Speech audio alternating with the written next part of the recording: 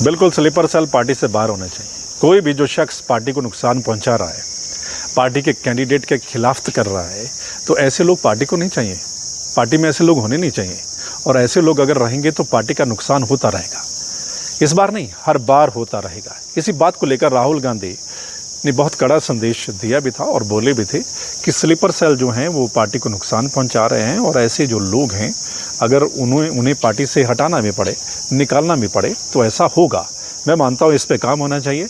जिन लोगों ने भी पिछले इलेक्शन में पार्टी के खिलाफ जाकर काम किया है, वो स्लीपर सेल थे, उनके खिलाफ कड़ी से कड़ी कार्रवाई होनी चाहिए। तो ऐसे स्लीपर सेल क्या आपके रानी हल्के में भी हैं? बिल्कुल थे, बिल्कुल थे, और आप बाकायदा लोगों से पूछ लीजिए, हर कोई बता देगा। हर कांग्रेस का कार्यकर्ता और इवन दूसरे भी बता देंगे कि कौन ऐसे स्लीपर सेल थे जो दूसरी पार्टी के लिए काम कर रहे थे, बाकायदा दूसरी पार्टी का पैसा भी बांट रहे थे। वो नाम सबके सामने आ जाएंगे। उन लोगों की वजह से नुकसान हुआ है, नहीं तो पार्टी ये सीट जीत रही थी। आपको भी नुकसान हुआ है? बिल्कुल मुझे नुकसान हुआ है। हम सीट निकाल रहे थे, लेकिन उस वजह से वो एक वो फैक्टर भी है, 2-3 फैक्टर और भी हैं, लेकिन वो फैक्टर भी रहा कि वो सीट हम नहीं निकाल पाए, और उसका फ़ायदा ऑपोजिशन को हुआ, क्योंकि हमारे कुछ लोग उनके लिए काम कर रहे थे। तो इसकी शिकायत क्या आपने पार्टी हाईकमान को दी है? बिल्कुल दी है। जब भी मुझे पूछा गया है, बाकायदा इस बात की शिकायत, यानी इस बात की पूरी रिपोर्ट, क्योंकि बोला गया था हर किसी को कि आप रिपोर्ट दीजिए, तो हमने इस चीज़ को लेकर पूरी रिपोर्ट जो है वो हाईकमान तक पहुँचाई है। कार्रवाई की मांग करते हैं? बिल्कुल कार्रवाई की मांग करता हूँ। जैसा कि राहुल गांधी बोल भी रहे हैं कि पार्टी में वही लोग कमिटेड होने चाहिए, यानी पार्टी हाईकमान ने अगर फैसला कर दिया मान लीजिए, तो पार्टी हाईकमान के फैसले के साथ आप खड़े हो जाइए। अगर आप पार्टी हाईकमान के फैसले के साथ खड़े नहीं होते और कांग्रेस के कैंडिडेट का आप फेवर नहीं कर रहे हैं, ऑपोजिशन का जाकर आप मदद कर रहे हैं, तो ऐसे लोग पार्टी में क्यों होने चाहिए? निश्चित तौर पर वो स्लीपर सेल हैं, वो पार्टी को नुकसान पहुंचा रहे हैं, और हर बार ऐसा होता है। मैं तो आप देखिए, क्योंकि मैंने तो पूरा हरियाणा कवर किया, और इस बार नहीं, पिछले कई चुनाव कवर किए हुए हैं।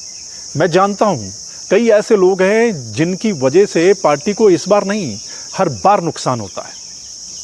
तो ऐसे लोगों का पार्टी में फिर क्या रोल है?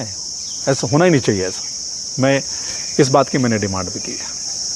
पिछले दिनों आपके जो इलेक्शन को लेकर भी आपने एक चैलेंज सुप्रीम कोर्ट में किया है कि आपकी जो वोटिंग हुई थी उसकी रीचेकिंग आपने करवाने की मांग की थी, तो उसको लेकर क्या कुछ फैसला अब तक आया है?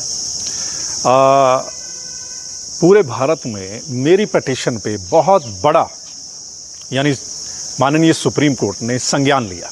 मैं कहूँगा कि पहली बार हमारे देश में ऐसा हुआ कि मेरे वाली पटिशन पे जो हमारे CJI हैं, चीफ जस्टिस ऑफ इंडिया, उन्होंने चुनाव आयोग को बाकायदा फटकार लगाई कि आप ये क्या कर रहे हैं।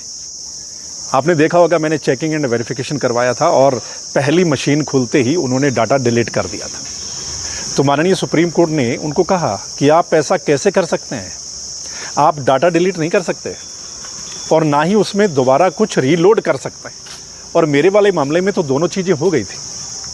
इस बात को लेकर बहुत अच्छा मुझे लगा कि माननीय सुप्रीम कोर्ट चलो संज्ञान ले रहा है।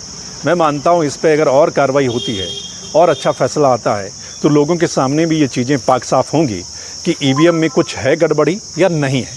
क्योंकि हर दूसरा बंदा कहता है कि EVM पर कुछ ना कुछ दिक्कत है, गड़बड़ी है, तो लोगों के सामने पाक साफ होना चाहिए। भाई आप दिखाइए मुझे, अगर मैंने डिमांड की थी तो आप मुझे दिखाइए। आप छुपा क्यों रहे हैं?